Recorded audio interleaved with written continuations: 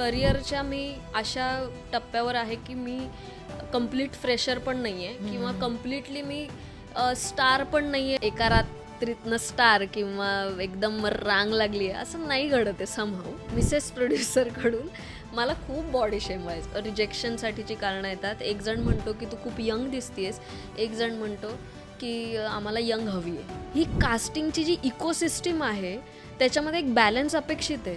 म्हणजे ते दोन्ही प्रयोगही गेले, मी तोंडघाशी पडले तिथे.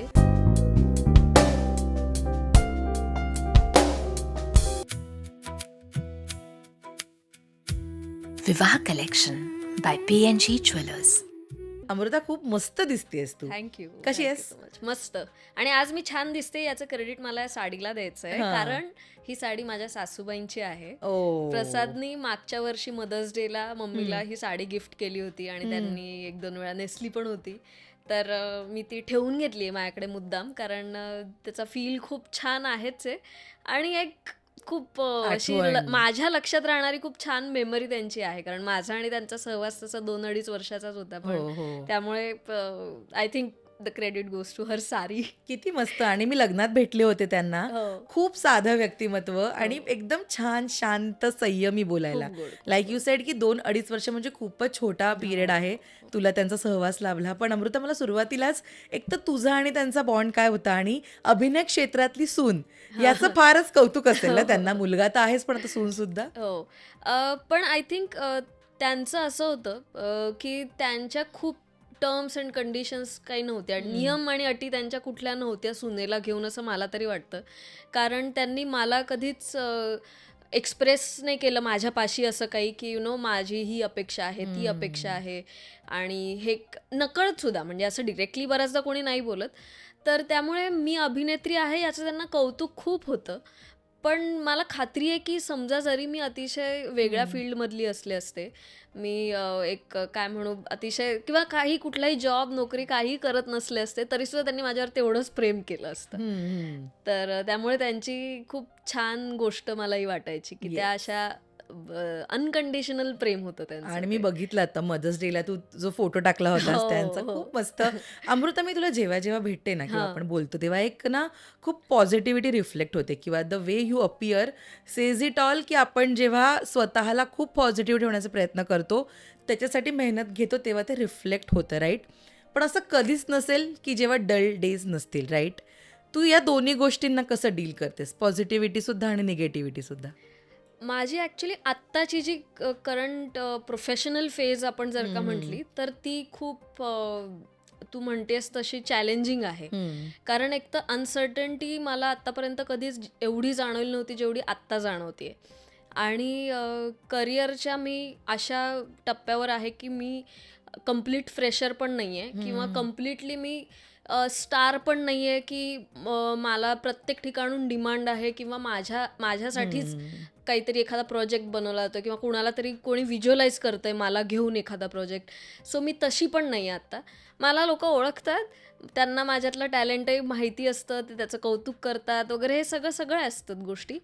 पण म्हणावं तसं त्याचं रूपांतर हे अपॉर्च्युनिटीमध्ये सध्या तरी होत नाही आहे. म्हणजे मी ते हे जेव्हा मी गोष्ट जेव्हा बोलते आणि जेव्हा मला ते जेव्हा जाणवतं सुद्धा रोजच्या आयुष्यामध्ये, तर तेव्हा ते खूप चॅलेंजिंग ठरतं. पण स्ट्रगल तो हाच असतो यातला की कुठलंही रिजेक्शन किंवा कुठलंही एखादी गोष्ट वर्कआउट न होणं, ती माझ्या सेल्फ वर्थशी अटॅच न करणं. ओके. कारण की कुठल्याही प्रोजेक्टमध्ये एखादा ॲक्टर जेव्हा लँड होतो तर तेव्हा इतके सारे पडावमध्ये असतात, टायमिंग असतं, त्या ठिकाणी ते त्या व्यक्तीचं नाव, त्या ॲक्टरचं नाव सुचणं, ती अवेलेबल असणं आणि कन्व्हिक्शन असणं त्या ॲक्टरविषयी की नाही मला हे वाटतंय ही ते करेलच. कारण खूप माइंड्स एकत्र त्या प्रोसेसमध्ये असतात. मग त्याच्यातनं तुमच्यावरती एखादं कोणीतरी शॉर्टलिस्ट होणं की नाही मला हीच हवी आहे. लक फॅक्टर तर मेजरली असतोच, त्यात तुमची विजिबिलिटी असेल किंवा असे खूप पडाव जसे असतात, तर त्यातनं जाऊन एखादी व्यक्ती फायनलाइज होते.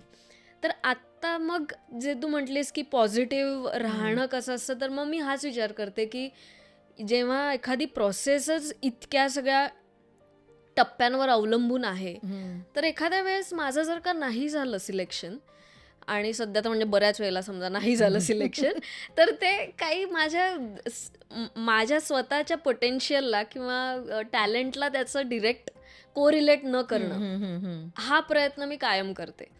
आणि मग त्याच्या थ्रू मी स्वतःला चॅनलाइज करते की आता समजा नियम व अटी लागूचे प्रयोग असतात आणि तुलनेने आता कमी आहेत प्रयोग, सुरुवातीला तर खूप होते, आता ऑलमोस्ट आमचे 400 प्रयोग होतील कम्प्लीट.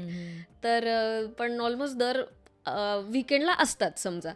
तर आठवड्याभरात समजा मला असं झालं असेल की 3-4 वेळा त्याला एक प्रोजेक्ट ह्या नाही गेला, एक प्रोजेक्टचं मला विचारलंच नाही, एका प्रोजेक्टमध्ये माझं नाव सुचलंच कसं नाही त्यांना, असं सगळं झालं. पण जेव्हा वीकेंडला प्रयोग करायची वेळ येते आणि जाताना असं असतं की हां ठीक आहे आता प्रयोग आहे हे ते, पण गेल्यानंतर जेव्हा मी ऑडियन्स बघते आणि मग तुम्ही त्या शिरता त्या नाटकाच्या राईडवरती, तेव्हा असं छान वाटतं. तेव्हा सगळ्या गोष्टी बाजूला ठेवल्या जातात. म्हणजे प्रशांत दामले असं म्हणतात की तुम्ही सगळ्यात जास्त रिलॅक्स हे नाटक सुरू झाल्यावर स्टेजवर असतं, कारण तुम्हाला बाकी कशाची पडलेली नसते, तुम्ही तेव्हा त्या मोमेंटमध्ये तिथे एन्जॉय करता. सो तिथे मी थोडी रिवाईव्ह होते अजून की नाही, आपल्याकडे जे आहे ते त्याची सुद्धा किंमत कळते अशा क्षणी, मग की अरे चांगलं आहे, हे पण आहे आपल्याकडे, सो ठीक आहे. सो अशी पॉझिटिव्हिटी मिळते. जे तू आता म्हणालीस ना की तू जेव्हा नाट्यगृहात गेल्यानंतर ऑडियन्स बघते,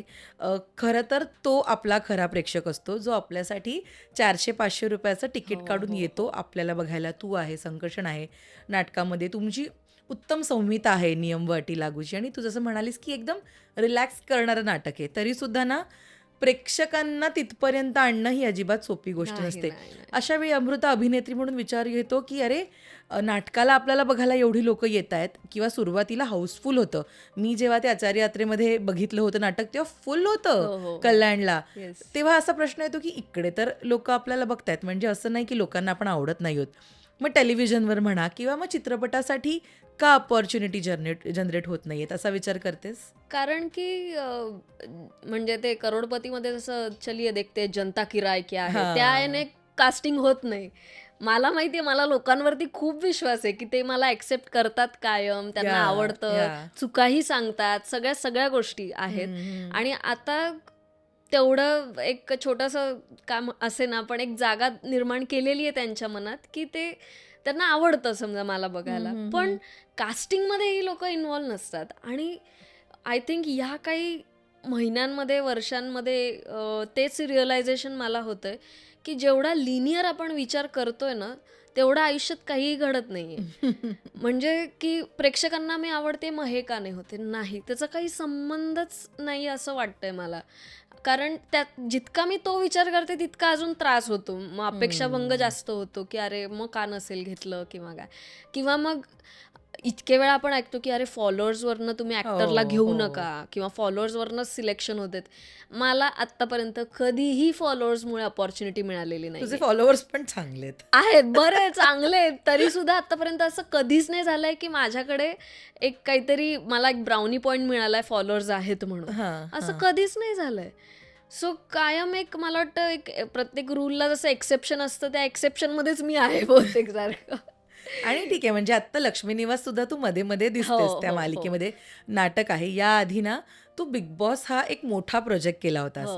अनेकदा म्हणजे मी असं ऐकलंय की जेव्हा बिग बॉस मध्ये एखादा व्यक्ती जातो तो स्वतः त्याचं आतमध्ये नशीब लिहितो असं मला कधीतरी वाटतं. कारण बाहेर आल्यावर एकतर तुमच्याकडे प्रोजेक्टची रांग असते किंवा काहीच नसतं. अमृता, मला तुझ्या बाबतीत ऐकायला आवडेल, मी तुला कधीचा प्रश्न विचारला नाही, पण बिग बॉस मधनं बाहेर येताना तुला असं वाटलं होतं की आता आपण नव्याने एकदा प्रेक्षकांना दिसलोय, आता खूप प्रोजेक्ट्स येतील?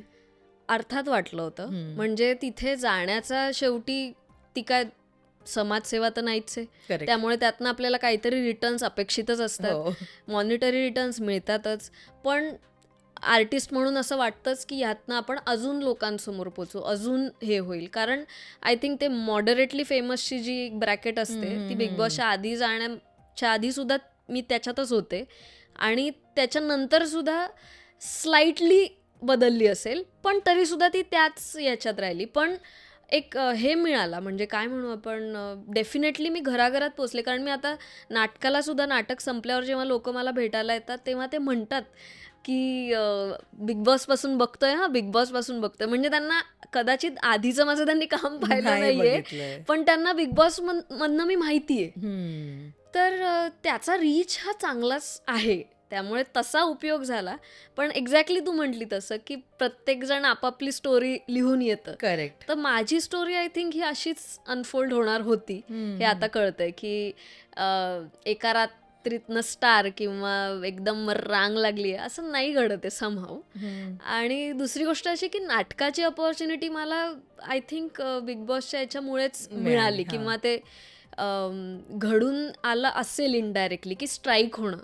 म्हणजे कविता लाडने माझं नाव प्रशांत नामलेंना सांगितलं, संकर्षणला सांगितलं.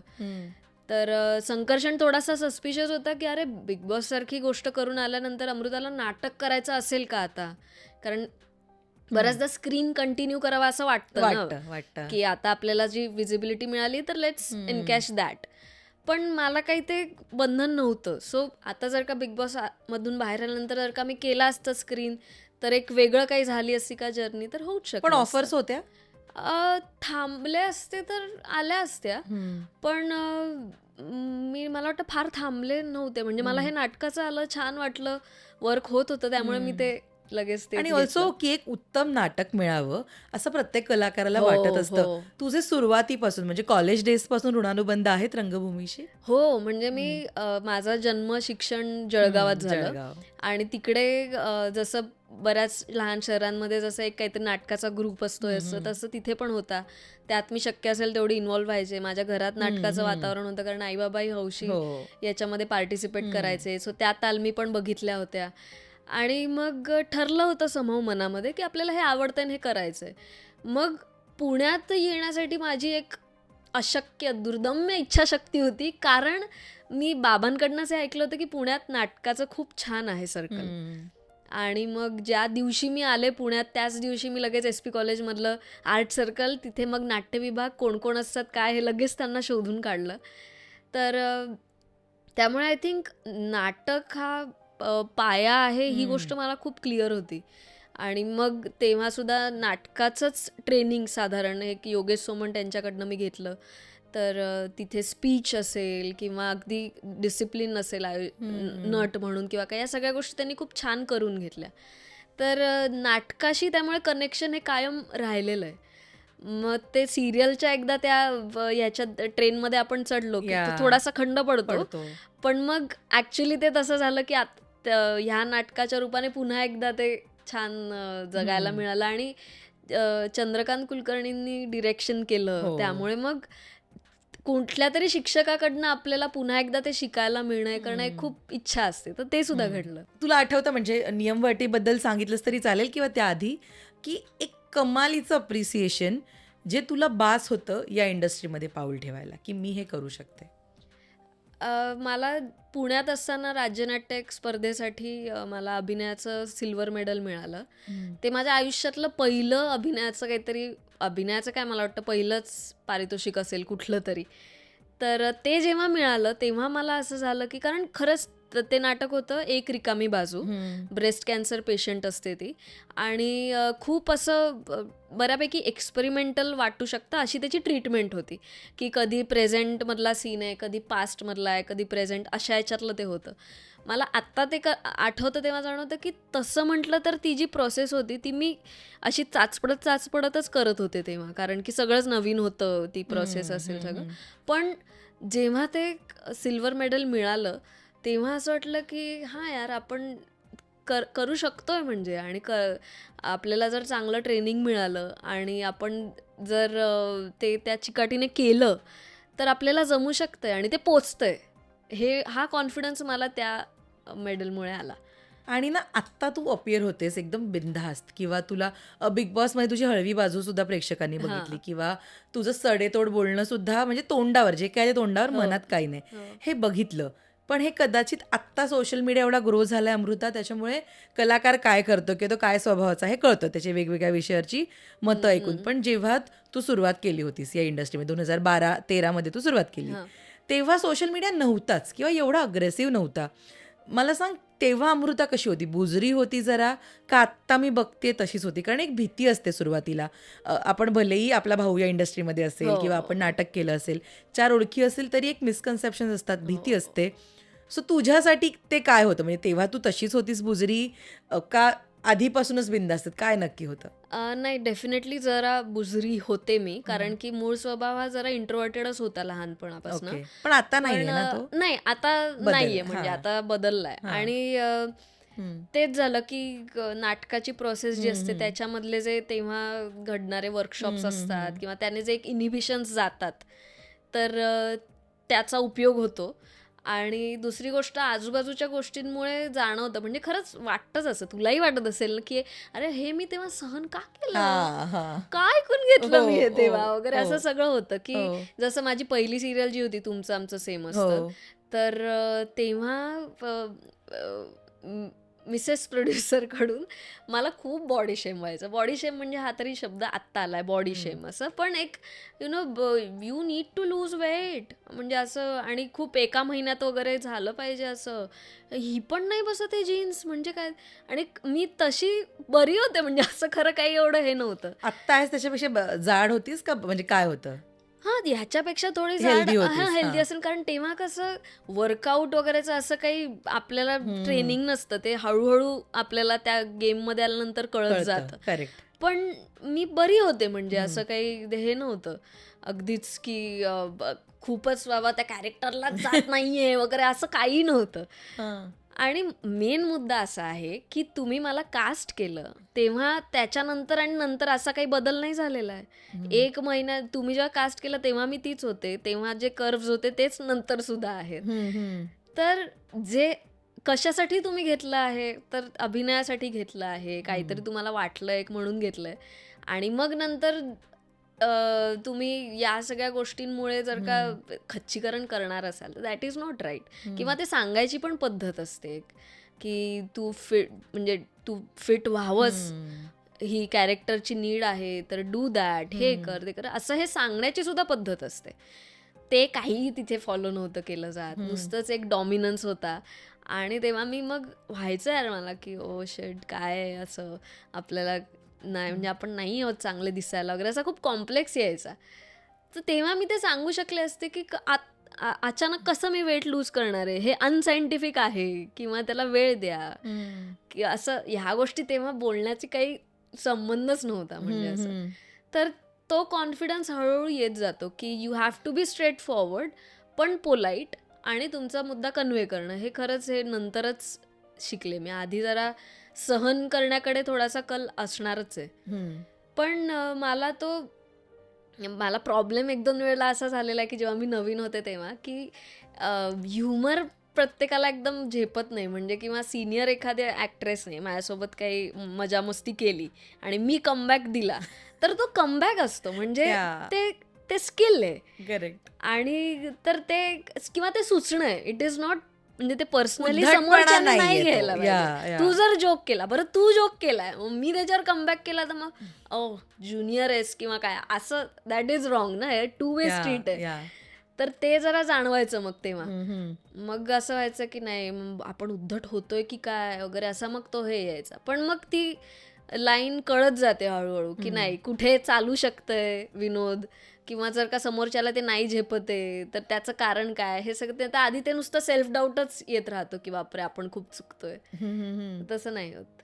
पण तू कॉन्फिडेंट होतीस नेहमीपासून की तुला ऍक्टिंग तर येते बाबा, येते हे, किंवा माहितीये काय करायचं? हो, इच्छा आहे, आणि आपल्याला ट्रेनिंगची गरज आहे, आणि आपल्याला चांगल्या प्रकारे ग्रूमिंग केलं तर आपण चांगलं करू शकणार आहोत, हे मला माहिती होतं. आणि ना, ते तू जे म्हणालीस ना बॉडी शेमिंग, खरं तर आत्ता हे कल्चर खूप आहे वेट लॉसचं, किंवा हो. शेपमध्येच राहायला पाहिजे. पण ना, ह्या सगळ्याला पॅरलल एक गोष्ट असते, ती म्हणजे तुम्हाला उत्तम परफॉर्मन्स येणं, हे खूप महत्त्वाचं असतं. अमृता, तुला असं खूप वाटतं, तुला बरीच वर्ष झाली या इंडस्ट्रीमध्ये, तुला असं कुठेतरी वाटतं की तुमच्या आउटर अपिअरन्सकडे खूप जास्त लक्ष दिलं जातं अदर दॅन तुमचे स्किल्स काय आहेत त्यापेक्षा? 100%. आणि जेव्हा की आता तुमच्याकडे म्हणजे एका आर्टिस्टसाठी मेकअप, हेअर, आउटफिट्स आणि हे सगळी ही साधनं जेव्हा असतात, त्या जमान्यात सुद्धा तुम्हाला त्या ॲक्टरच्या त्याला त्या एका स्पेसिफिक ठोकळ्यातच बसवायचं असतं की नाही ती अशीच वाटली.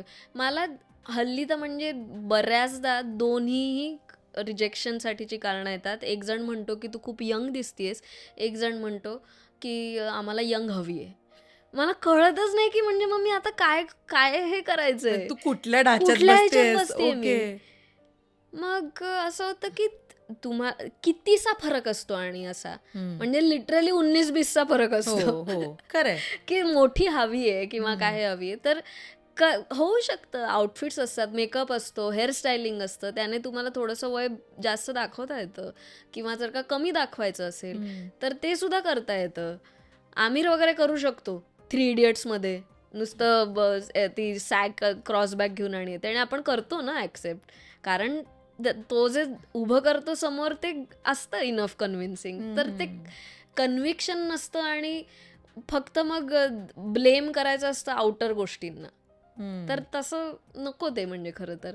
मग टॅलेंटचं तुमच्यासाठी प्रेफरन्स कुठे आहे या सगळ्या ह्याच्यामध्ये किंवा स्किल सेटचा, डेडिकेशनचा, हे मुद्दे तुमच्या लिस्टमध्ये येतात की नाही असं वाटतं काय काय वेळेस. आणि ना बऱ्याचदा या इंडस्ट्रीमध्ये फिट इन होण्यासाठी खूप आपल्याला स्वतःला मेहनत करावी लागते आणि नो डाऊट ती अनेकदा वाया जात नाही.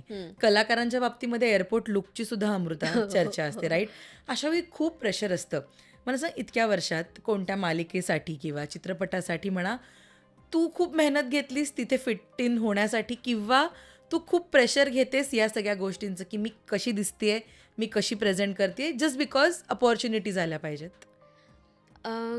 मला असं वाटतं की सोशल मीडियावरती जे मी फोटो टाकते, रील टाकते किंवा काय, तर एक ठराविक वेळ अशी येते किंवा असा एक काय म्हणू, काही दिवस असे मी वाया घालवते ज्याच्यामध्ये I over think about it, की सध्या रिक्वायरमेंट अच्छा अशी अशी आहे का, मग माझं हे पोस्ट करताना मी काय जास्त मॉडर्न दिसतीये का, काय होतंय, मग मे बी मी काही तो गेम चेंज केला पाहिजे का, असणार याच्या सगळ्याच्या टॅक्टिस असणार आहेत, मी नाही म्हणते. पण ते सगळं करून सुद्धा काही फरक नाही पडलेला आहे. तर ते फिट इन होण्याचा जो काही एक जबरदस्ती आटापिटा असतो तो बऱ्याचदा केला जातोच.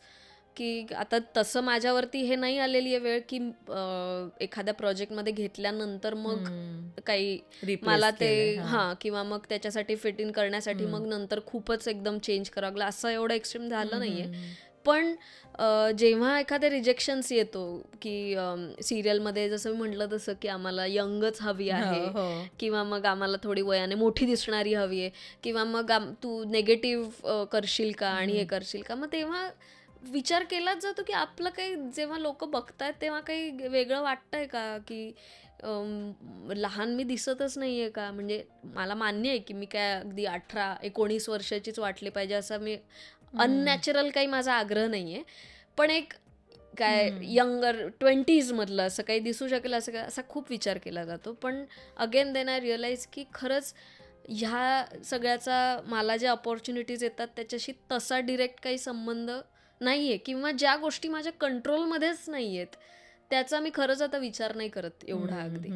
ते खूप मी इनर लेवलला त्याचा त्रास नाही करून घेते मी आता त्या सगळ्या गोष्टींचा.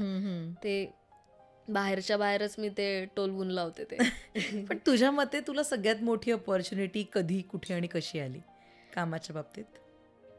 सगळ्यात मोठी म्हणजे जो पहिला ब्रेक मिळाला तो मोठाच वाटतो कधी पण, कारण की त्याच्याशिवाय काय ते जे संस्कार असतात लीड असण्याचे आणि ते होत नाही आणि एक गाडी किक स्टार्ट होत नाही.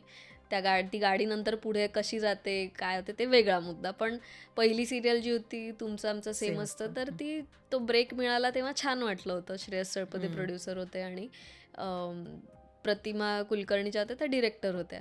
तर छान संच होता तो आणि मला असं खूप कमाल वाटलेलं की मी अशा वेल नोन नावांशी असोसिएट होती, तर त्यामुळे ते छान होतं. आणि मग फ्रेशर्स जेव्हा केली तेव्हा खऱ्या अर्थाने मला कॉन्फिडन्स आला की, आणि ती प्रोसेस इतकी अशी सिमलेसली घडली ना की त्या कॅरेक्टरमध्ये शिरण्यासाठी काही असे एक्स्ट्रा एफर्ट्स किंवा तो लहेजा पकडण्यासाठी काहीतरी एक एक्स्ट्रा एफर्ट्स किंवा कोणीतरी मला प्रेशराईज असं काहीच नाही झालं. जस्ट ती केमिस्ट्री जमून आली आणि अनिरुद्ध शिंदे जो डिरेक्टर होता तो, किंवा संजय जाधव प्रोड्युसर होते, त्यांनी जी काय एक मोकळीक दिली होती की तू एकदा त्यांना जाणवलं शूटच्या पहिल्या दिवशी, मी काय जे नंतर कॅरेक्टर ओळखीचं होतं ते करते, पहिल्या दिवशी ते नाहीच होत करणं, पण एक जे कळतं ना की okay you are on the right track, तर ती आय थिंक लिबर्टी जेव्हा मिळाली मग खूप मजा आली होती. तर तो कॉन्फिडन्स तिथे मला आला की मी माझ्या स्वभावाच्या विरुद्ध सुद्धा कॅरेक्टर करू शकते, माझ्यावर विश्वास ठेवला पाहिजे फक्त टीमने. ओके, असं आहे. तर आणि ना जेन्युअनली माणसं अशी भेटणं खूप महत्वाचं असतं ज्यांच्यामुळे आपला कॉन्फिडन्स बूस्ट होतो. आत्ताच मी विचारलं अमृता, या सिच्युएशनला या इंडस्ट्रीमध्ये तुझी माणसं आहेत जी तुला मदत करतील, तुझ्या 3 AM कॉलला सुद्धा उत्तर देतील? हो आहेत, कमी आहेत पण आहेत. एक तर अर्थातच प्रसाद आहे, आणि याचं कारण असं आहे की तो कायम म्हणजे प्रोफेशनल रिझन असो पर्सनल असो काही असो, तो कायम अटेंटिव्ह असतोच तेवढा, किंवा त्याला प्रॉब्लेम सॉल्व्ह करायचाच असतो. तो जमतो की नाही तो वेगळा मुद्दा आहे, पण त्याचा प्रयत्न असतो बिचारायचा, अगदी प्रामाणिक प्रयत्न असतो. आणि बाकी हर्षदा खानविलकर आहे माझी, तिची ओळख खरं तर जास्त प्रसाद थ्रू झालेली आहे, कारण ती त्याची मम्मा आहे आधीपासनं. पण ती एक क्षण सुद्धा मागे पुढे बघत नाही. जर का माझं नाव कुठे सजेस्ट करायचं असेल किंवा काही सांगायचं असेल कॉन्फिडेंटली माझ्याबद्दल की हो हो हो तिला कास्ट करा किंवा हे करा, तर आय थिंक तिने तो हे निर्माण केलेला आहे. मला माहिती नाही अजून, मी तिला कधी मध्यरात्री कॉल नाही केलाय, पण मला असं वाटतं की ती डेफिनेटली ती माझं असं प्रत्येक शंकेचं निरसन करू शकते किंवा असं हे सगळं करू शकते. ती आहे. आशुतोष गोखले आहे, क्षितिज दाते आहेत. ही लोकं अशी आहेत की ज्यांच्याशी मी माझं प्रोफेशनल आयुष्यातले काय चढउतार आहेत किंवा यार इथे सिलेक्शन नाही झालं, काय रिझन असेल किंवा हे काय, आणि मला माहिती की ते सुद्धा तेवढ्या स्ट्रेट फॉरवर्डपणे मला सांगतील की अमू हे झालंय म्हणून तुझं नाही झालंय, किंवा हे कारण असेल म्हणून, किंवा चल सोड ना अगं हे असंच आहे वगैरे, हे सगळं ते सांगतात. आणि I can count on it की हे नुसतं मला समजवायचं म्हणून सांगत नाही आहेत, ते बरोबर मला गाईड करतायत, म्हणजे चांगल्या प्रकारे व्यवस्थित ते हँडल करतायत. आणि अजून मग फ्रेशर्समधले रश्मी अनपट आहे, सिद्धार्थ खिरीड आहे. आम्ही तर म्हणजे आता आम्ही ठाणेकर आहोत 3 जण, तर आम्ही खूप वेळा भेटत असतो. त्यामुळे आता म्हणजे एक मधला काळ असा होता की जेव्हा आम्ही भेटलो नव्हतो, म्हणजे भेटणं नाही व्हायचं, आणि आता पुन्हा एकदा आम्ही जरा भेटायला लागलोय.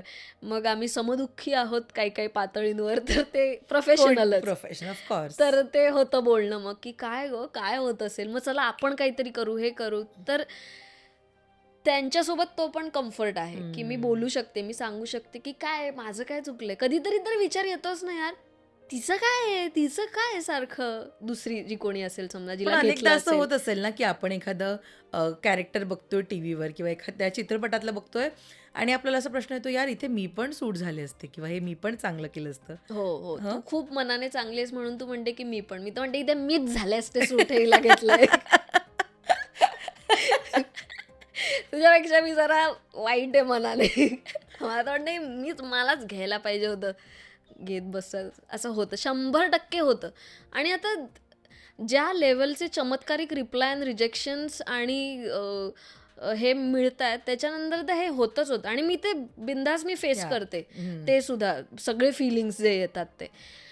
आय जस्ट मेक शुअर की त्याचं रूपांतर बिटरनेसमध्ये नाही होणार, कारण की नथिंग अगेन्स्ट एनी ऍक्टर, खरंच काहीच नाही. प्रत्येकाची तू म्हणजे जशी त्याची तिची स्टोरी आहे, करेक्ट, प्रत्येकाचा स्ट्रगल त्याला माहिती आहे, त्यांना जे प्रोजेक्ट मिळतात त्याला ते मिळावे, सगळं आहे हे. दिस इज जस्ट आपलं हे. पण अमृता मला तुझं मत याच्यावर जाणून घ्यायला आवडेल की आपण आत्ता बघतो ना अनेकदा रिपीट आर्टिस्ट आपण बघतोय टेलिव्हिजनवर. गेल्या 2-3 वर्षातली कित्येक उदाहरणं आपल्या डोळ्यांच्या समोर आहेत, अनेक रिपीट बघतो आपण. तेव्हा ना असं वाटतं की अरे हे का, म्हणजे इतर कोणी दिसत नाहीयेत का, त्यांनाच घेऊन काम करायचं आहे का, एका पर्टिक्युलर ग्रुपिझममुळे किंवा त्या ग्रुपचा भाग नाही होत किंवा आपण त्या चॅनलशी जोडले नाही होत म्हणून अपॉर्च्युनिटी येत नाहीयेत. आता माझ्या डोक्यात 3 मुद्दे आले. All of the above. तुझ्या ह्या सगळ्या गोष्टी आहेत असं मला वाटतं, सगळ्या. की म्हणजे माझ्या घरात उदाहरण आता प्रसारला पाठोपाठ 2 सिरियल्स मिळाले, again nothing against that actor, कारण की good for him, Yeah. Good for me की माझ्या घरातले एक व्यक्ती. तसंच सिमिलर टू त्या ऍक्टर्सचा ह्याच्याशी काहीच संबंध नाहीये ह्या कास्टिंग बरोबर. डायनॅमिकशी. करेक्ट आहे. Casting त्यांना काम येतं ते काम हो येतं, म्हणतात. त्यांनी ते घ्यावं. Yeah. पण जे कास्टिंग करणारे आहेत, जे प्रोडक्ट आपल्या समोर पेश करतायत, त्यांच्या बाबतीत हा प्रश्न पडतोच यार, बरोबर. जी लोक करतायत ते, की असं का, हा कुठला लातूर पॅटर्न आहे हा, की वर्ष म्हणजे तोच चालू ठेवायचा आहे, की हे झालं की हे, ते झालं की ते. आणि हे कुठेतरी प्रेक्षकांना गृहीत धरल्यासारखं आहे ना मग. आणि रिपीट करायचंय, करा, काहीच हे नाही. जर का ते मागची जी काय त्या सिरियलची पुण्याई असेल ती एनकॅश करायची आहे, पण 10 प्रोजेक्ट्सपैकी 9 प्रोजेक्टमध्ये सेम फॉर्म्युला कसा असू शकतो? बरोबर. ही कास्टिंगची जी इकोसिस्टीम आहे त्याच्यामध्ये एक बॅलन्स अपेक्षित आहे, आणि तो जर का नसेल तर ते अनफेअर बरोबर आहे. आहे. बरोबर आहे. तिथे टॅलेंटचा सुद्धा अपमान आहे. म्हणजे हे काय फक्त मी आहे म्हणून म्हणत नाहीये, पण खरंच आहे. आपल्यासमोर अजून किती उदाहरण असेल की जे आपल्या समोर येत नाही या बरोबर, सगळ्या गोष्टींमुळे, बरोबर, चांगले बरोबर. चांगले टॅलेंट. सो तो त्या गोष्टीचा अपमान आहे. तुम्हाला त्या ॲक्टर्सचे टँट्रम्स, त्यांच्या सगळ्या गोष्टी हे झेलायचे असतात, ते सगळं करायचं असतं. त्यांचं डेडिकेशन, त्यांचं अवेळी येणं, त्यांची भांडणं, त्यांच्या रिक्वायरमेंट्स, हे ते, या सगळ्या गोष्टी तुम्हाला सहन करायच्या आहेत. आणि ठीक आहे, ऑनगोईंग प्रोजेक्टमध्ये ते सगळं झालं, तुम्हाला पुन्हा त्या व्यक्तीला घ्यायचंय, आणि नॉट बिकॉज की तो त्या रोलला अगदी जातोय, पण काय फॉर्म्युला, तर आधी हिट होता म्हणून पुन्हा घ्यायचंय. ते तसं नको व्हायला. जर का तुम्हाला वाटतं की ती व्यक्ती ह्या रोलला सुद्धा परफेक्टच जाते, तर घ्या एक वेळ. पण केवळ ही जोडी प्रेक्षकांनी आधी ऍक्सेप्ट केलेली आहे, हे पात्र प्रेक्षकांनी आधी ऍक्सेप्ट केलं होतं या ऍक्टरला, म्हणून मग आता घ्या. काही नाही, प्रेक्षक खूप नवीन नवीन गोष्टी ऍक्सेप्ट करतात. ऑफकोर्स करतात. तुम्ही त्यांना जे सर्व करता आणि ज्या प्रकारे मांडून देता ना, ते एक्सेप्ट करतात हो, प्रेक्षक. खरंय. खूप तोच तो पण आहे. आणि याच्यामध्ये बॅलन्स नसेल तर ते कम्प्लीट हे होणारच आहे. आणि नुसतं टीआरपीच्या गेमने काय साध्य Correct. होणार आहे मला बरोबर, कळत नाही. बरोबर. संधीच नाही दिली तर काय. पण तुला असं वाटतं अमृता की आपल्या इंडस्ट्रीमध्ये, म्हणजे टेलिव्हिजन असू देत किंवा चित्रपट असू देत, फिमेल म्हणजे ऍक्ट्रेसेसला जास्त अपॉर्च्युनिटी आहेत असं वाटतं तुला? सिरियल इंडस्ट्रीमध्ये येस. कारण मी बऱ्याचदा ऐकलंय की बिचारे माझे मित्रमंडळी जे असतात ते तसे दुःखी असतात की त्या मानाने त्यांना जस्टिस नाही मिळत त्यांच्या कॅरेक्टरला. ते तसे स्त्री केंद्रित खूप सिरियल्स असतात. Serials right. तिच्या आयुष्यातली दुःख, तिचा खडतर प्रवास, तिची स्टोरी हे सगळं खूप घडत असतं. आणि तो हिरो जो असतो तो बिचारा सुटकेस घेऊन येत असतो, तयार होऊन तो बाहेर जात असतो, येत असतो आणि हे करत असतो, सगळं ऐकून घेत असतो, बायकोचा पाण उतारा होताना ऐकून घेत असतो, सगळं ते जस्ट ऐकत असतात. फार कमी वेळेला असं होतं की पुरुष कॅरेक्टर सुद्धा खूप छान असतात. तर तो अगेन तो इम्बॅलन्स जाणवतो तिथे सुद्धा. पण फिल्म्समध्ये वगैरे आहेत काही फिल्म्स खरंच स्त्री केंद्रित छान आहे. म्हणजे आता तिघी फिल्म आली होती, व्हेरी तर ब्युटिफुल. खूप छान फिल्म आहे ती. किंवा मग काय आपण म्हणू अगदी कमर्शियली किंवा असं छान पॅकेजिंग किंवा असं एक सुंदर पॅकेज म्हणून म्हणायचं झालं तर चंद्रमुखी असेल किंवा मग फुलवंती असेल, की ज्याच्यामध्ये आहे की टिट्युलर रोल आहे वगैरे. असं एक खूप कमाल फिल्म होती स्वीटी सातारकर नावाची. ज्याची काय- अभिनेत्री सुद्धा काय कमाल, काय वर्णावी त्याची हे. आणि ती अभिनेत्री कसलीच बिनधास्त होती. हा हा हा. आणि ती अभिनेत्री कधीच मी करत नाही, नाही, नाही. स्वतःच्या फिल्मचं तर कधीच नाही कधीच सांगत. नाही करत. येस. नाही तर आहेत फिल्म सुद्धा अशा आहेत. पण आय थिंक मला आता प्रोड्युसर व्हावं लागेल, तेव्हा मग मी काहीतरी एक अशी मला मध्यवर्ती स्वतःसाठी ठेवून, अपॉर्च्युनिटी क्रिएट हाँ, करशील. उत्तेरी कैसे तो पैसा लाना पडेगा रे उत्तेरी, काहीतरी आता करावं लागेल ते. अमृता, तू आत्ताच्या चित्रपटाचा उल्लेख केला स्वीटी सातारकर, त्याचा ना एकदम धमाल होता ट्रेलर. हो, आपण हो. बोललो पण होतं की अरे किती मस्त ही मुलगी असू शकते ना, एखादी मुलगी बिनधास्त तोंडावर बोलणारी, का नसेल ती. हो. पण ना अनेकदा असे चित्रपट नाही बघितले जात, आणि हो, हो. स्वीटी सातारकरच्या बाबतीमध्ये सुद्धा तेच आहे. हो, तो हो. चित्रपट आला पण तेवढा बघितला गेला नाही. अशा वेळी कलाकार म्हणून वाईट वाटतं की अरे यार, माझा हा चांगला परफॉर्मन्स आहे आणि तो प्रेक्षकांनी बघितला नाही किंवा तो पोहोचला नाही प्रेक्षकांपर्यंत. हो वाटतं, पण त्या सुमारास ना सगळ्याच वाईट गोष्टी इतक्या सुंदर जुळून आल्या होत्या हो की 2020 मध्ये ती रिलीज रिलीज झाली लगेच लॉकडाऊन लॉकडाऊन लागलं आलं आणि त्याच्यानंतर ती एक तर रिलीजच उशिरा झाली आणि हा बरोबर त्यामुळे मग नंतर सुद्धा सगळीच लोक खूप वेगळ्या झमेल्यात अडकली होती का लॉकडाऊन मध्ये वगैरे. तर कोण ते फिल्म आम्हाला काही बॅकिंग नव्हतं की एक मोठं प्रोडक्शन हाऊस किंवा असं काहीच नव्हतं. करेक्ट तर कुठेतरी ते वाटतंच की अरे यार पोचली नाही किंवा काय. पण आय एम ग्लॅड की ती झी5 वर आता आहे, OTT वरती फिल्म आहे तर लोक बघतात, मला येऊन सांगतात. आणि आत्ता परवाच नाटकाला विजय पाटकर सर आले होते आणि ते मला म्हणाले की अगं तू तुझ्या पहिल्या फिल्ममध्ये काय काम केलं होतंस, खूप आवडलं. आणि मी जरा शॉक्ड होते. मला लिटरली आठवेना, मी एक खूप सुरुवातीला जळगावला असताना मी एक असा एका वाक्याचा असा एक रोल केला होता. भरत जाधव होते त्यात, काळसेकर आहेत का नावाची फिल्म. मी येते त्यांच्यासमोर आणि काहीतरी जिजू वगैरे असं करून काहीतरी निघते, अशी फिल्म केली होती. आणि ते जेव्हा पहिली फिल्म म्हणाले मला ते स्ट्राईक झालं. म्हटलं यांनी ती फिल्म पाहिली, कुठे पाहिली, कसं शक्य. आणि ते अगं ती नाही का म्हणे तूच होतीस त्याच्यामध्ये लीड रोल केला. म्हटलं अच्छा स्वीटी सातारकर. आणि हो काय केला. आणि मीच तर होतो म्हणे जज जेव्हा तुला झी कॉमेडीचं अवॉर्ड मिळालं होतं. तर मला सर्वोत्कृष्ट विनोदी अभिनेत्रीचं झी टॉकीजचं जे कॉमेडी अवॉर्ड असतं तर ते मला मिळालं होतं आणि त्याचे परीक्षक ते होते. तर आता त्या गोष्टीला बरीच वर्ष झाली आहेत, म्हणजे 6 वर्ष झालीत. तर नाटकाला नंतर त्यांच्या ते लक्षात होतं, त्यांनी आवर्जून त्याचा उल्लेख केला. तर मग अशा वेळी छान वाटतं की ठीक आहे, काहीतरी कुठेतरी चांगलं घडतंय काय. आणि प्रेक्षकांपर्यंत नाही पोचली हे दुःख आहे OTT वर.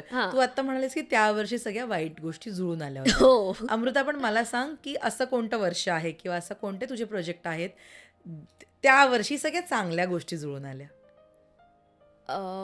एवढा पॉज खरंच नाही ग, पण असं मी असं कम्प्लीट गुलाबी आयुष्य कधी असं पाहिलंच नाही असं सगळ्या अर्थाने की सगळं छान घडतं एकदम मस्त.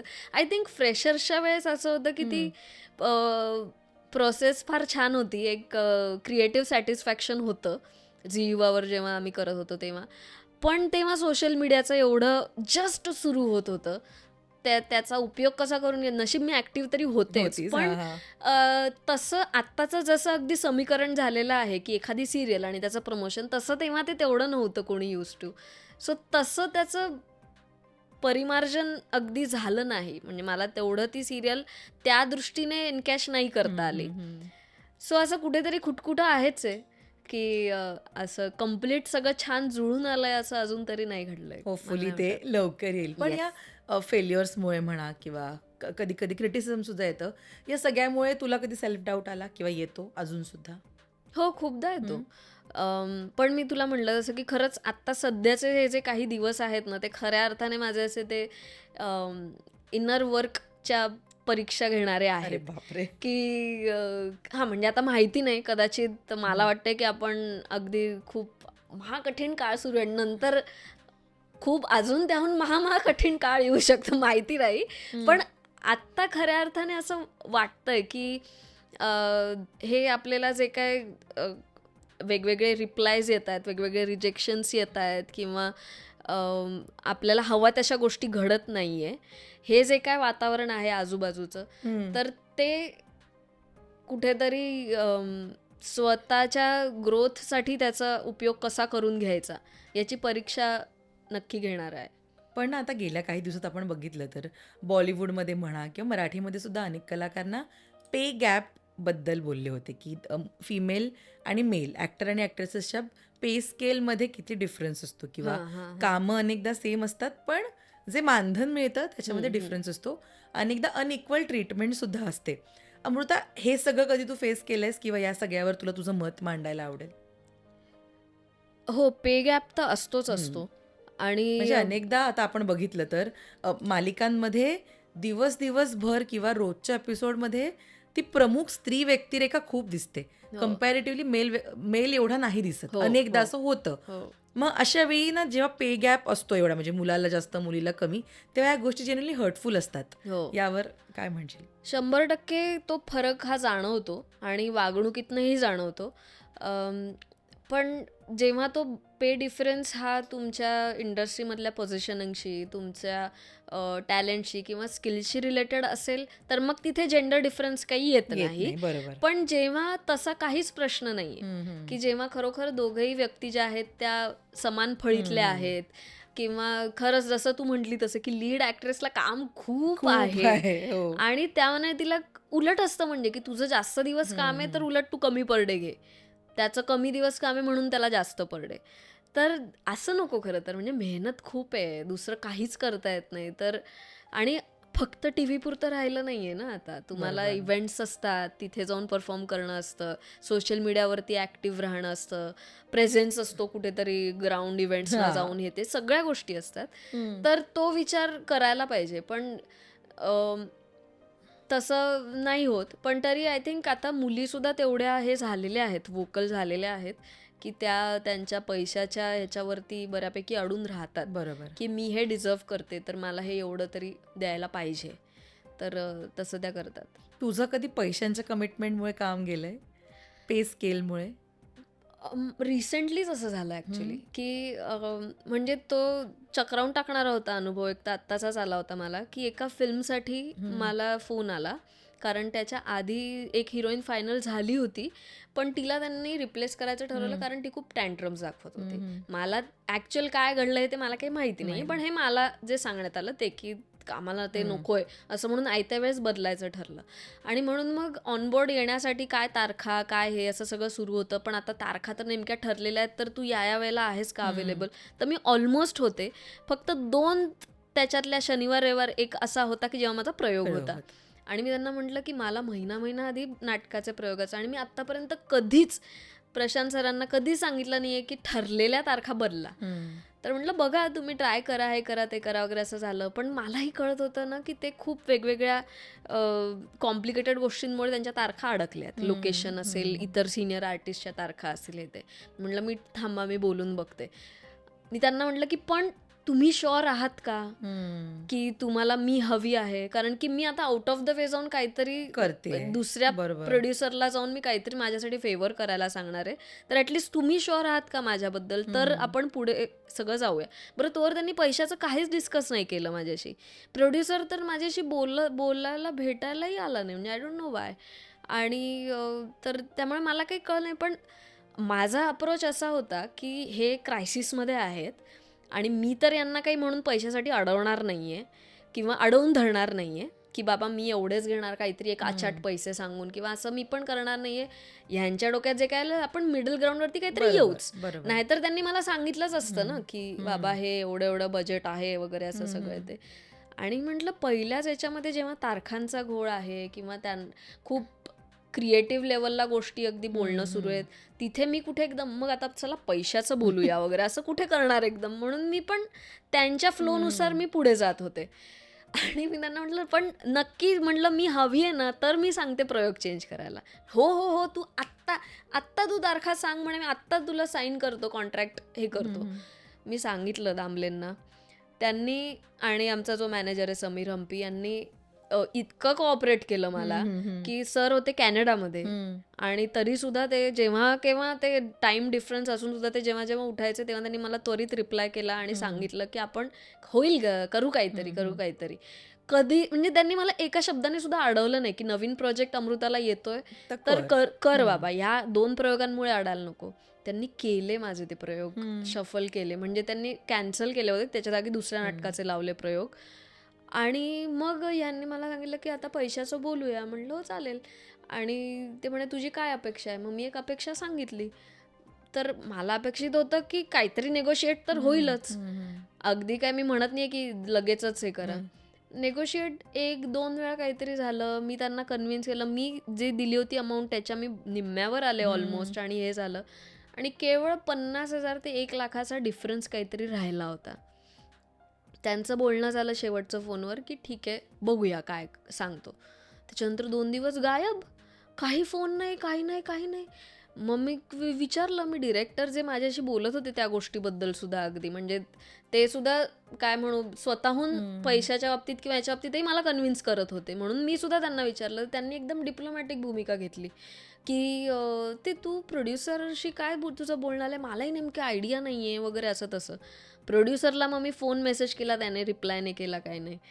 मग मला कळलंच, म्हणजे मला कारण त्या प्रोजेक्टमध्ये 3 लोक अशी होती वेगवेगळ्या डिपार्टमेंटची की ते माझं नाव घेण्यासाठी, म्हणजे तुम्ही घ्या असं म्हणून त्यांना कन्व्हिन्स केलं होतं की तुम्ही स्ट्रेस फ्री राहा, यू गो फॉर हर, काही प्रॉब्लेम नाही येणार आहे ते. कारण ते काय आधीच्या याच्यामुळे जरा धसका घेतला असेल. तर मला ती बातमी कळलीच की त्यांनी वेगळीला कोणाला तरी घेतलेलं आहे. आणि सो मी जस्ट त्यांच्या तोंडून मला ते ऐकायचं होतं की हे किती कळवत आहेत की नाही. तर त्यांनी कळवलंच नव्हतं. मी त्यांना दोघांनाही एक मोठा मेसेज टाकला की मला रिजेक्शनशी प्रॉब्लेम नाही आहे, तुम्हाला बजेटचा इश्यू झाला, तुम्ही वेगळीकडे केलं, पण एकतर ह्या सगळ्या गोष्टींचा क्रम चुकलेला आहे. तुम्हाला जर का तुम्ही एवढे शुअर होता की तुम्ही नेगोशिएट करणारच नाही आहात आणि तुमच्या डोक्यात एक फिक्स अमाऊंट आहे जी खरंच नव्हती परवडणार की, पण मी एक वेळ केली पण तुम्ही मग सुरुवातीलाच ते सांगायचं की एवढं बजेट आहे आमचं, की तुझ्या रोलसाठी तुला आम्ही एवढंच देणार आहोत हे सांगायला. ते नाही सांगितलं. तुम्हाला मी सांगवते मी माझे नाटकाचे प्रयोग हलवतेय, कुठल्या तरी वेगळ्या लोकांना मी कामाला लावते, सगळं सांगवते, तरी सुद्धा त्याची किंमत नाही. तुम्ही कळवण्याचीही तसदी नाही घेतली की अमृता सॉरी नाही होते वर्कआउट. कळवलं पण नाही. असं कसं असू शकतं? म्हणजे ते दोन्ही प्रयोगही गेले, मी तोंडघाशी पडले तिथे. करेक्ट. नेक्स्ट टाइम ऍडजस्ट करताना विचार करते. लोकांचा मोठेपणा आहे की ते मला नाही ते जाणवू देणार किंवा हे करू देणार. पण हे काय आहे म्हणजे. आणि एक अप्रोचच वेगळा होता. म्हणजे आधीची जी अभिनेत्री होती तिला विदाऊट एनी ऑडिशन, विदाऊट हे सगळं हे म्हणून कास्ट केलं होतं, डायरेक्ट कास्टिंग केलं होतं. आणि माझ्या बाबतीत डिरेक्टर प्रोड्युसर हे इतके साशंक होते, म्हणजे आजूबाजूची सगळी टीम शुअर, पण ही 2 व्यक्ती जे आहेत नेमके ते एवढे साशंक होते की कसं काय. त्यांचं एक हॉरर कॉमेडी ती फिल्म आहे. त्यांची इच्छा होती की त्या 10x10च्या ऑफिसमध्ये मी त्यांना एक फिल्मचा शेवटचा हॉररचा सीन मी त्यांना तिथे एनॅक्ट करून दाखवावा दुसऱ्या भेटीमध्ये, जेव्हा मला त्या कॅरेक्टरची तोंड ओळख नाही आहे आणि without any makeup, without any वातावरण मी तुम्हाला तिथे कॉमेडी तो हॉरर सीन करून दाखवायचा. ऑडिशन घेऊ ना, पण तुम्ही रीडिंग घ्या, सगळं घ्या, पण एक काहीतरी प्रोसेस असते ना, की वर्कशॉप होतं, मग क्लायमॅक्सचा सीन मी तिथे डायरेक्ट कसा एनॅक्ट करून दाखवू. आणि हा काय अविश्वास आहे. म्हणजे तुम्ही आधी घेतली होती का हे सगळे प्रकार आधी केले का? नाही केले, डायरेक्ट घेतली अभिनय, डायरेक्ट घेतली. तुमचं तोंड भाजलंय तेव्हा तरी सुद्धा तुम्ही आता मग मला तुम्ही कुठल्या बेसिसवरती एवढी अग्निपरीक्षा द्यायला सांगताय. द्यायला काही हरकत नाहीये, पण तुमचा अप्रोच वेगळा. बरं, फॉलोअर्स आत्ताची हिरोईन घेतलेली जी काय असेल, आधीची जी काय होती, इतर आर्टिस्ट मेन सगळे, या सगळ्यांपेक्षा माझे फॉलोअर्स खूप जास्त आहेत. तरी सुद्धा प्रोड्युसरचं म्हणणं होतं की तो ठीक आहे, चल या क्षेत्रातला नाही किंवा, पण मला ती माहिती नाही आहे की कोण आहे काय. हरकत नाही, मी जगदी नोन नाही आहे मी पूर्ण जगामध्ये, पण तुम्हाला नाही माहिती, पण इतर लोक आहेत ना मग सांगणारी की काय काम केलंय, काय आहे, माझा पोर्टफोलिओ आहे, मी सांगते, मला भेटा, मी पण एक्सप्लेन करते, रीडिंग करू, सगळं करू. पण हा एक कोर डिसबिलीफ किंवा प्रायोरिटीजच वेगळ्या असतात की काय, असं वाटतं की काय नक्की म्हणणं असतं याची क्लॅरिटी नाही. पण या सगळ्या याच्यामध्ये उगाच मी भरडले गेले काही कारण नसताना. बरोबर. सो ते होतच असतं. किती विचार केलास या रिजेक्शनचा तू? ह्या रिजेक्शनचा मी त्या मानाने तुलनेने पटकन बाहेर आले. खूप अनप्रोफेशनल बिहेवियर आहे ना, की सांगायचंच नाही. आणि हे कित्येक, म्हणजे या शो मध्ये पण कित्येक अशा अभिनेत्री आल्यात की त्यांनी सांगितलंय की तुम्ही नका करू सिलेक्ट, तुम्ही डिरेक्टली कोणालाही सिलेक्ट करा, but at least have that courtesy की तुम्ही इन्फॉर्म करा की बाबा तुमचं होत नाहीये, आम्ही दुसरी कोणीतरी बघितली, म्हणजे आपण फ्री होतो बाबा की चल नाही होते दुसरे कुठेतरी हातपाय मारूया.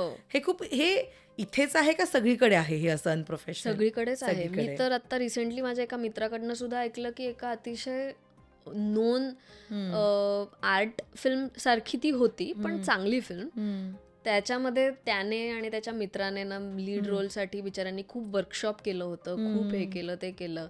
तो डिरेक्टर तो खूप हुशार आहे, सगळं आहे, त्या दोघांनी इतका वेळ इन्व्हेस्ट केला होता त्याच्यामध्ये आणि त्याच्यानंतर त्यांनी कम्प्लीट वेगळ्या दोघांना घेतलं, ते यांना कळवलंच नाही. अरे बापरे. तो मित्र तर म्हणत होता, म्हणे मला माझ्यापेक्षा वाईट मला माझ्या त्या मित्राचं वाटतंय, कारण की त्याने खरंच खूप वेळ दिला होता, सगळं इन्व्हेस्ट केलेलं असतं आणि तुम्ही कळवत नाही. त्याचं तेच म्हणणं आहे की तुम्ही कळवलं का नाही. मला मान्य आहे की वर्कशॉप हे त्यासाठीच असतात, चाच पडून बघण्यासाठी, करतायत समजा का? हां या. जमतंय का, तुमच्या डोक्यातल्या याला मॅच होतंय का. कळवत नाही जरा, डायरेक्ट कळतं असं नंतर कुणाकडनं तरी वगैरे, हे दॅट इज बापरे. आणि ब्रुटल. जेन्युअनली म्हणजे असं हे एवढ्यांकडनं ऐकल्यावर ना अमृता असं वाटतं की या अनप्रोफेशनल बिहेवियरला कुठेतरी एक लगाम बसली पाहिजे. हो हो खरंच. हो आता माहित नाही त्याच्यासाठी कोण कधी हो कसे प्रयत्न करणार आहेत. आणि ना नाही या सगळ्या गोष्टी म्हणजे तू आत्ता मला जेवढं सगळं सांगितलंस, अप्स अँड डाऊन्स खूप आहेत. जेन्युअनली खूप महत्त्वाचं असतं आपली आपली इमोशनल इन्व्हॉल्वमेंट ही सगळ्यातच असते. या हो क्षेत्रामध्ये हो आलो की आपण घुसतो त्या खरंच कॅरेक्टरमध्ये, रोज छान दिसण्यामध्ये, स्वतःला हो प्रूफ हो करण्यामध्ये हो इमोशनली आपण वाहवत जातो. मला सांग, तू एकतर आहेस का इमोशनली स्ट्रॉंग? रडारड ही सगळ्यांची होत होत असते. पण या सगळ्याच्या पलीकडे जाऊन तू किती लक्ष देत आली आहेस सुरुवातीपासून आत्तापर्यंत तुझ्या इमोशनल, मेंटल स्टेबिलिटीकडे? अम, मध्ये एकदा एक प्रोसेस अशी आत्ता रिसेंटली झाली, म्हणजे या फिल्मचं मी फार मनाला लावून नाही घेतलं किंवा मी त्यातनं खूप पटकन बाहेर आले. याचं कारण असं की मधल्या काही दिवसांपूर्वी, मग काही महिन्यांपूर्वी असं झालं होतं की एका चॅनलकडून मला 2 सिरियलसाठी शॉर्टलिस्ट केलं लीड म्हणून, 2 सिरियलसाठी ॲट अ टाईम. आणि हे म्हणत होते की ह्यांना ती हवी. मी दोन्हीसाठी ऑडिशन दिल्या, सगळं केलं, लुक टेस्ट झाली, सगळं सगळं झालं आणि अगदी असं मला कन्फ्युजन झालं होतं की नक्की मग मी कुठलं करतेय. तुम्ही हे पण म्हणजे इकडनंही प्रोडक्शनमधनंही कॉल येतोय, इकडनंही येतोय आणि अर्थातच त्यांना इंटरनली माहिती असतं. बरोबर. पण ते म्हणे की नाही हे बघ कुठेतरी तर हे होणारच आहे. ही प्रोसेस होती एक 4-5 महिन्यांची. फायनली एका प्रोजेक्टसाठी मी फायनल झाले. झाली मला होतीस. सांगितलं की ओ. अमृता तुझं झालेलं आहे बरं का वगैरे असं. म्हटलं मी बसू का लीडसाठी. लीडसाठी, म्हटलं बसू का मी आता स्वस्थ, म्हटलं हुश करू का, तर म्हणे हो हो हो झालंय वगैरे असं. त्याच्यानंतर एक आठवडा गेला, काही काही हालचाल नाही, काही नाही काही नाही काही नाही. म्हटलं काय, तोवर मला कळलं की ती जी दुसरी सिरियल जिथे माझं नाही झालं, म्हणजे कारण इकडे झालं वगैरे असं, तर त्या दुसऱ्या सिरियलचं शूट सुरू झालेलं आहे. सो त्याची नाही आता पार झाली आता. मग आता हे इथे म्हटलं आता कधी शूट सुरू होणार. मीच ज्या क्षणी कळतं ना की आपणच एक फॉलोअप घेतोय, मग कॉस्ट्युम ट्रायल कधी आहे, प्रोमो शूट कधी, असे एक गायब होऊन जातात लोक. तेव्हा मला आता असं जाणवायला लागलेलं आहे की दया कुछ तो गडबड आहे. आणि ते गायब झाले. पण इतक्या महिन्यांनंतर फायनली तुम्ही ते टांगती तलवार ती करून करून मग नंतर हो सांगितलं. मग नंतर आठवड्याभराने प्रोमो शूट आहे असं सांगितलं आणि मग मला प्रोड्युसरचा कॉल आला की भेटायला येशील का वगैरे, आपण भेटलोच नाही आहोत आणि असं. मला कुठेतरी असं समहाऊ वेगळं वाटत होतं. मी गेले भेटायला आणि त्यांनी मला सांगितलं की तुझं नाही होते सिलेक्शन, कारण क्रिएटिव्ह डिसिजन आणि वगैरे असं तसं. काही नथिंग स्पेसिफिक की काय हुकलं नक्की किंवा व्हॉट एक्झॅक्टली. क्रिएटिव्हच्या अंडर खूप गोष्टी येतात, बरोबर.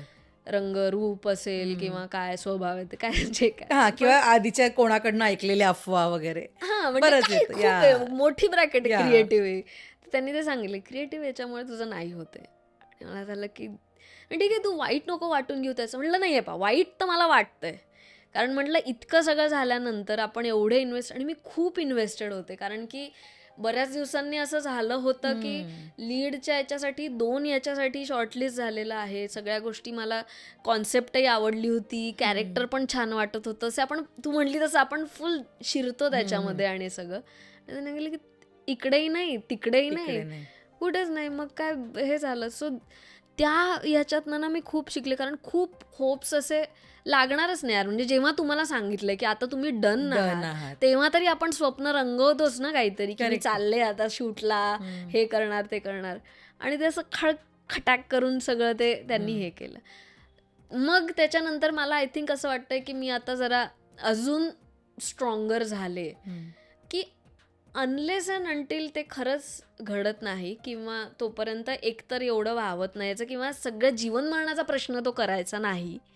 सगळं आपलं बाकी काहीच गोष्टी लक्षात नाही ठेवायच्या आणि फक्त त्याच्याकडे लक्ष लावून ठेवलेलं आहे काय लागतोय रिझल्ट काय, असं करायचं नाही. आणि सेकंडली की अगेन ज्या गोष्टी आपल्या कंट्रोलमध्ये नाही आहेत त्या गोष्टींच्या बाबतीत उगाच स्वतःला लावून घ्यायचं नाही मनाला, की खरंच नाही आहे त्या गोष्टी कंट्रोलमध्ये, मी काय करू आता, तर मग ठीक आहे,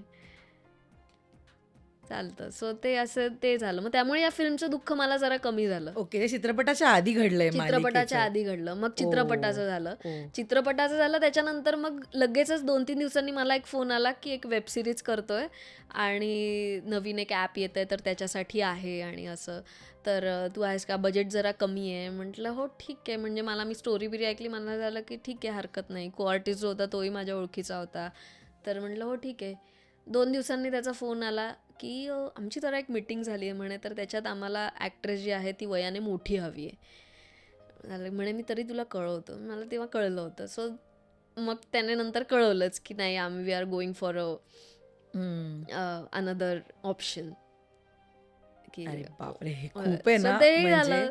इतके वर्ष इंडस्ट्रीत असून किंवा बिग बॉस सारखा शो करून किंवा तुझी ब्रँड एन्डॉर्समेंट सुद्धा खूप विजिबल आहे तुझ्या पेजवर, एवढं करून सुद्धा अशा प्रकारची उत्तरं येतात, हे हो खूप सरप्राइझिंग आहे ना. हो, पण आय डोंट नो ते खरंच जे सिलेक्शन करणारे आहेत ते बघत असतील का, बघत इन्स्टा असतील का. प्रोफाईल किंवा करेक्ट असं. करेक्ट. आणि तू आणि प्रसाद दोघंही म्हणजे आज फील्डमध्ये आहात, प्रसादचं काम चालू आहे, तुझंही नाटक चालू आहे, असं नाही की नाही काम. हो तू त्या रिलेटेड एक व्हिडिओ पण टाकला होतास हो हो कामाबद्दलचा, की हो असं आहे का माझ्याकडे काम नाही, तर असं नाही, पैसे नाही आहेत का माझ्याकडे, सगळं आहे.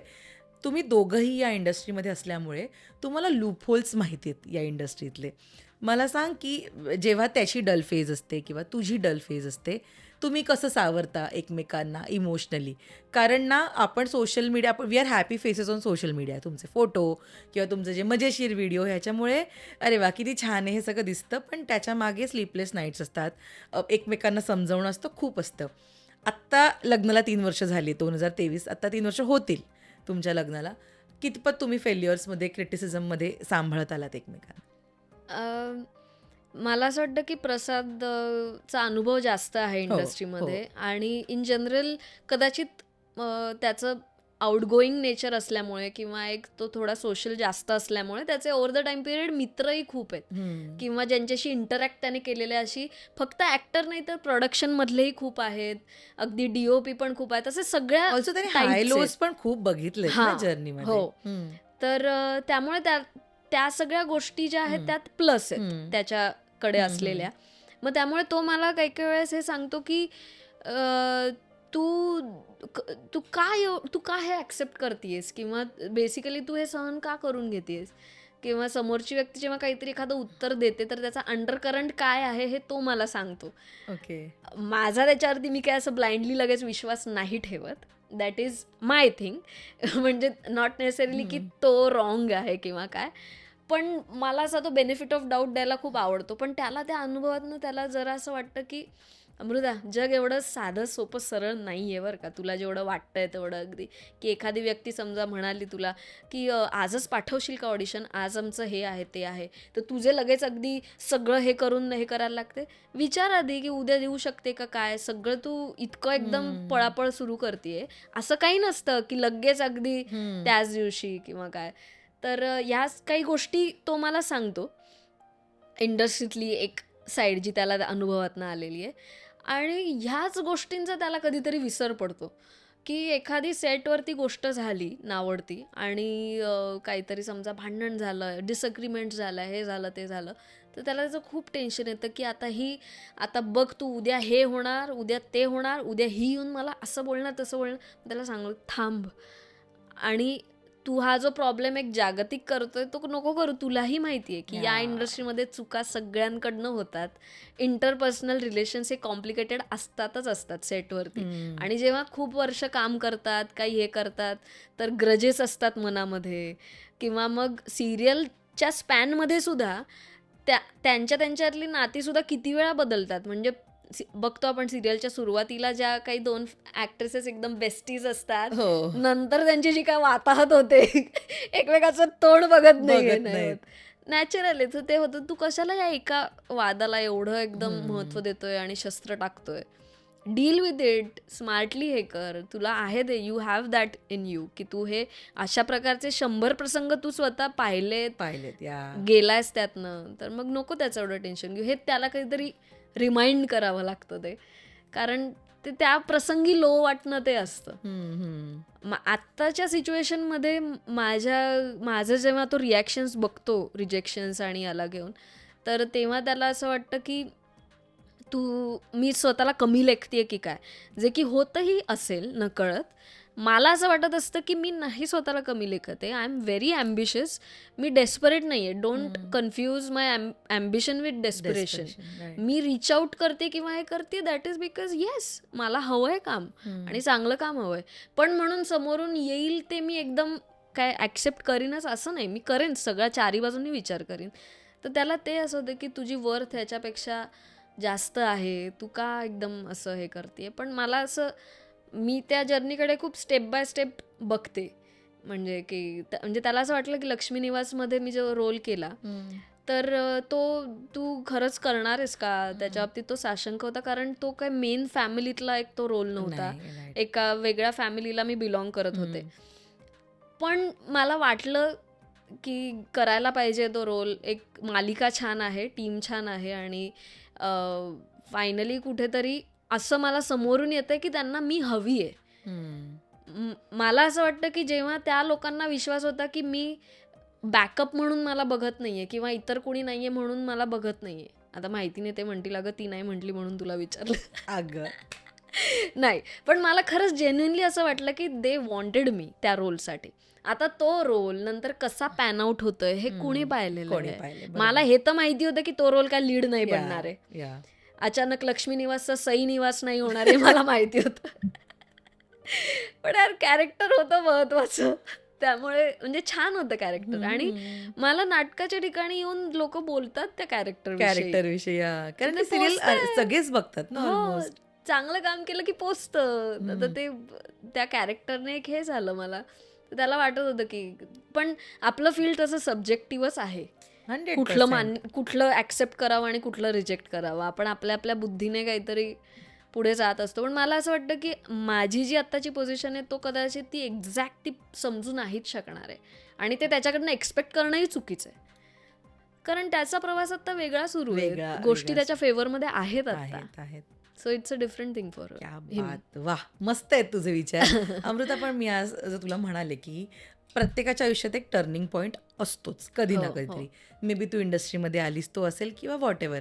मला सांग आजच्या तुझ्या गोष्टीतला मला एक PNG स्पेशल शायनिंग मुमेंट जाणून घ्यायचा आहे की तुला असं वाटलं की त्या प्रोजेक्टमुळे किंवा त्या दिवसामुळे तू शाईन झालीस छान, तर ते काय आहे? विवाह कलेक्शन बाय PNG ज्वेलर्स. मला झी नाट्यगौरवचं नियम व अटी लागूसाठी जेव्हा सर्वोत्कृष्ट अभिनेत्रीचं मिळालं तर तेव्हा मला खूप छान वाटलं आणि असं आतून चमकल्यासारखं मला असं वाटलं.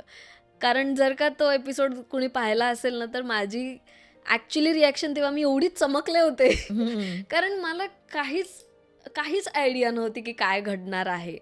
कारण खरंच त्या नामांकनांमध्ये इतकी वेगवेगळी नावं होती. खूप सिनियर पासून ते अगदी मला माहिती असलेले किंवा ज्यांचं आवडलं आहे काम, असं मिक्सचर होतं. तर माहिती नसतं, पहिली वेळ होती माझी नामांकन मिळण्याची, तेव्हाच छान वाटलं. आणि जेव्हा मग मिळालं तर तेव्हा तर खूपच छान वाटलं, कारण की ते मला दिलं होतं प्रशांत नामले आणि कविता लाड यांच्या हस्ते. तर म्हटलं अरे मी हे सांगू शकले असते, तू मला म्हटलीस की कधी असं छान जुळून आलंय वाटलंय का. ही मोमेंट खूप छान जुळून आली होती. कविता ताईने माझं नाव सजेस्ट केलं होतं, दामलेंचं प्रोडक्शन होतं. आणि ऍक्च्युली ते जेव्हा स्टेजवर आले ना, तेव्हा मला वाटलं की इतकं कधी जुळून नसतं येत की आता इथे मला मिळेल. आणि तसंच झालं. मी शॉक्ड होते की कमाल म्हणजे. आणि मग ऑलमोस्ट अशी तरंगतच गेले बहुतेक मी स्टेजवर असं आता वाटतंय. पण सो ती मोमेंट खूप छान होती. आणि मग नंतर असे सगळे डिस्पर्स झाले होते, शो संपला होता आणि मी त्या ट्रॉफीकडे बघत होते वगैरे वगैरे असं सगळं चाललं होतं. आणि असं जरा मला थोडं असं इमोशनल पण मी झाले होते ते. आणि तिकडनं ना महेश मांजरेकर जात होते बरं का. तर बिग बॉसमध्ये ते मला देशमुख असं ते म्हणायचे ना, ते एकदम म्हणलं देशमुख. मी चमकून पाहिलं तर ते म्हणले काय रडते काय, जिंकली आहेस ना, रडते कशाला. म्हटलं हो हो हो जिंकलेच आहे. तर त्यांनी अशी मजा घेतली माझी. तर तो दिवसच खूप छान होता. आणि मग बाहेर पडले त्या ऑडिटोरियमच्या, तर तिकडे जे परीक्षक जे होते या त्या वर्षीच्या स्पर्धेचे, अतुल परचुरे आणि संजय मोने. वा. ते मला म्हटले की तू काय एवढी एकदम सरप्राईज्ड होतीस. आम्हाला शुअर होतो, आम्ही वेगवेगळ्या वेळेला तुमचे प्रयोग पाहिले, पण आम्ही दोघंही जेव्हा भेटलो तेव्हा आम्ही शुअर होतो की हे अवॉर्ड आम्ही तुलाच देणार आहोत.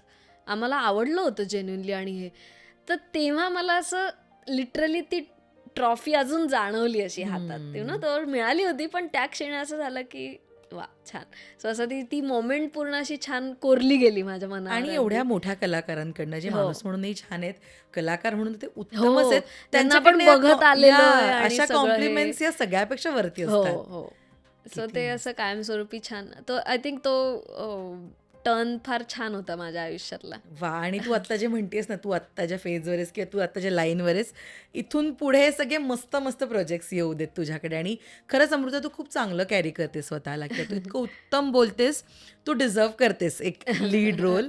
आणि ऑल द व्हेरी बेस्ट तुला Thank त्यासाठी. you. तू आज इथे आलीस, इतक्या छान गप्पा मारल्या. Thank you so much. नाही, मला सुद्धा आणि तुला थँक्यू म्हणायचं आहे की ह्या सेगमेंटसाठी, या फॉर्मॅटसाठी, हर स्टोरी तिची स्टोरीसाठी माझी स्टोरी तुला तेवढी इंटरेस्टिंग वाटली आणि Yes. म्हणून तू मला बोलवलंस. मी तसे मॉडरेट उन्हाळे पावसाळे पाहिले, काही खूप नाही पाहिलेत, पण माझी स्टोरी उलट जर Yeah. का कुणाला थोडंफार जरी अशी छान आशादायी वाटली, काही रिलेटेबल वाटली, तर मला खूप छान वाटेल. मला बाकी ही स्टोरी सांगण्यात बाकी काही एक्सपेक्टेड नाही आहे. बाकी मजा तर मलाही खूप आली. या. So thank you so much. All the best. Thank you.